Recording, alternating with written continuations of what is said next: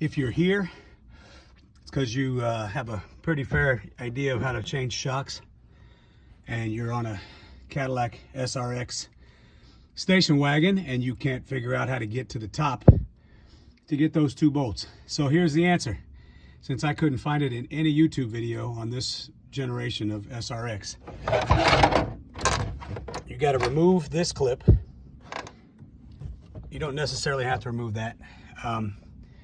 And then this is an access. So where it says airbag, pop that off. That is an access to that bolt. As you can see, I broke it. So since I broke it, it's no longer going to hold that very well, but it's still tight. I did the same thing on the other side before I realized that that was an access. So that's all that airbag is. And then you can unscrew that bolt to loosen this.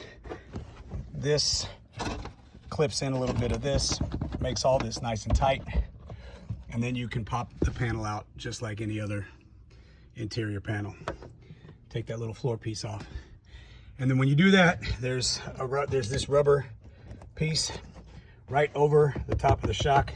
Just pull it all back and you'll see the promised land.